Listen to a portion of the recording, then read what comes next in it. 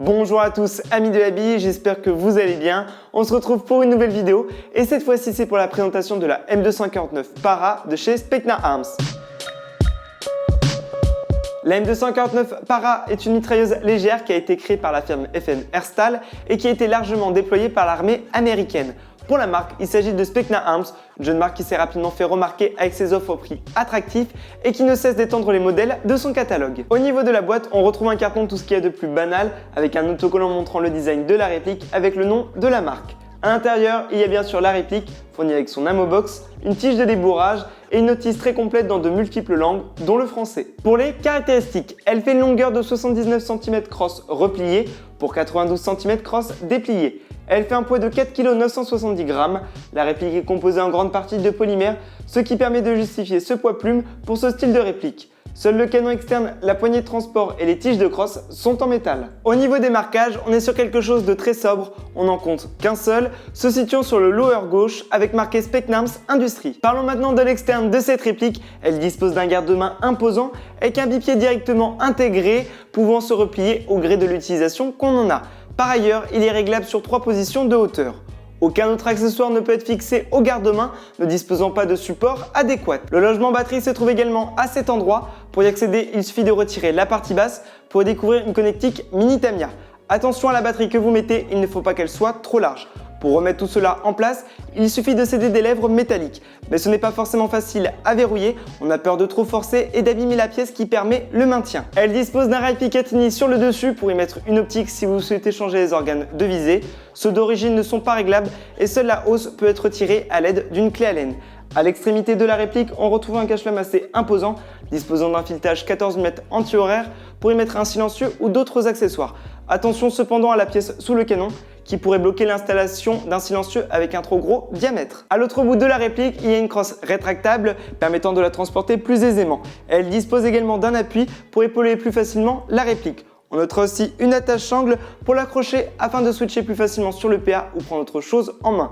Cependant, j'émets des réserves sur une attache à un point pour ce style de modèle. Au niveau de la prise en main, elle possède une poignée de transport en métal qui respire la solidité et qui permet de la déplacer sans difficulté ou de la tenir à la Rambo. Par ailleurs, on peut la faire pivoter pour ranger plus facilement la réplique. Elle dispose d'un puits de chargeur accueillant des chargeurs type M4. La réplique est fournie d'origine avec une ammo box pouvant contenir jusqu'à 2500 billes. Autant vous dire qu'il y a de quoi voir venir. Et pour faire remonter tout cela, il y a un système électronique alimenté par 2 piles AAA non fournies qu'il faut mettre à l'intérieur de l'ammo box.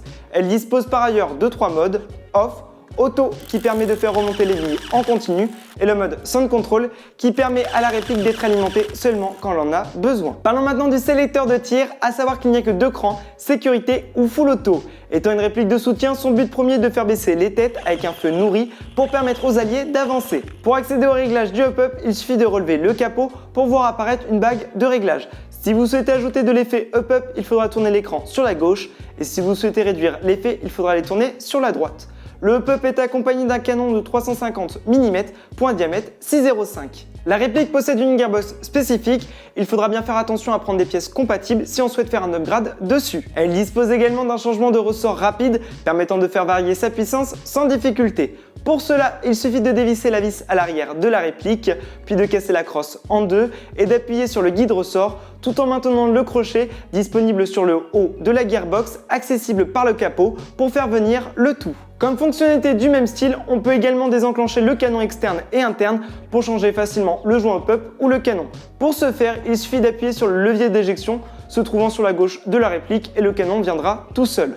Pour remettre tout cela en place, il suffit de le repositionner dans son logement et de bien aligner le bloc up avec sa rainure et le tour est joué. Pour finir, il existe 2 coloris, en noir comme présenté dans la vidéo, ainsi qu'en tan.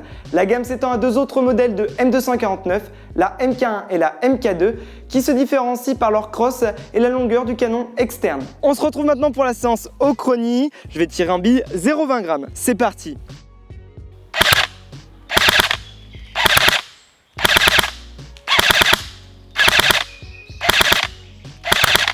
La séance au chronie maintenant terminée, on remarque que la réplique tape entre 410 et 420 fps, il faudra donc changer le ressort afin de jouer sur les terrains. Heureusement, grâce au changement de ressort rapide, il sera assez simple de faire ce changement. On se retrouve maintenant pour la séance de tir. Je fais une distance d'à peu près 25 mètres, il y a 10 km/h devant et je suis en bille 0,25. C'est parti.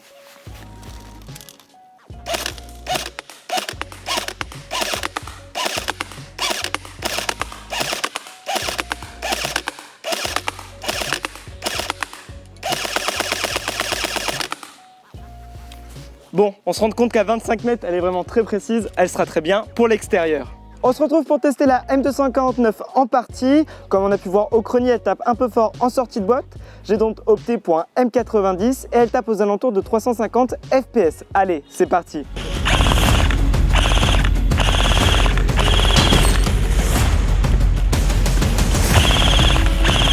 Avancez si vous voulez.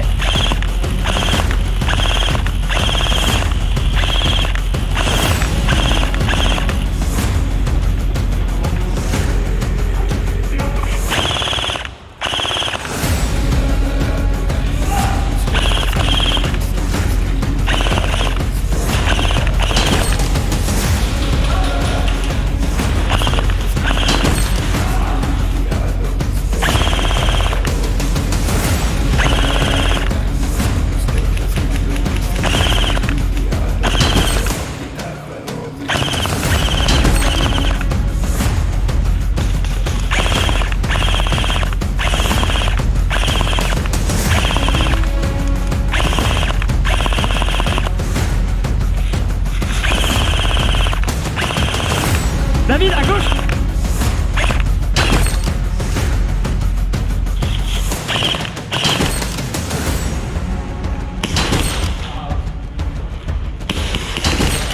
Out.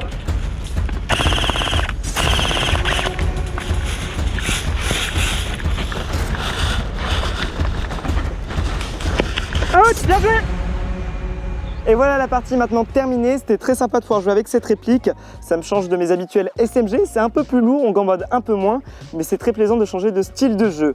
Franchement, elle a une très bonne réactivité et une bonne portée d'origine. Parlons maintenant des points positifs et négatifs. Pour les points positifs, elle est légère, ce qui pourra réconcilier les personnes avec une santé fragile aux répliques de soutien, et malgré les matériaux utilisés, elle respire la solidité. Elle est fournie avec une ammo box et intègre directement un bipied. Elle dispose également d'un changement de ressort rapide permettant d'accéder à tous les terrains sans difficulté avec de bonnes performances en sortie de boîte. Et pour finir, elle est vendue à un prix raisonnable pour ce style de réplique, on la trouve aux alentours des 300 €. Pour les points négatifs, elle n'est pas fournie d'origine avec une batterie ni un chargeur de batterie, il faudra donc remettre la main au porte-monnaie avant de pouvoir jouer avec. Je trouve également l'emplacement batterie pas pratique. Pour finir, le poids et les matériaux utilisés peuvent refroidir les personnes cherchant des modèles se basant sur les caractéristiques de l'arme. En conclusion, il s'agit là d'une réplique de soutien avec un faible poids qui permet de s'initier à ce type de réplique sans se ruiner le dos ou le porte-monnaie. Elle est directement jouable en sortie de boîte avec de bonnes performances. Il faudra juste changer le ressort d'origine qui tape trop fort, mais rien de très compliqué avec le changement de ressort rapide. Merci à Gunfire de m'avoir transmis la réplique, ça fait plaisir de tester un autre type de réplique et de jouer dans un style de jeu différent. En tout cas, j'espère que cette vidéo vous aura plu, n'hésitez pas à vous abonner et à liker. On se retrouve très bientôt pour de nouvelles vidéos. En attendant, restez connectés et prenez soin de vous. Airsoftment!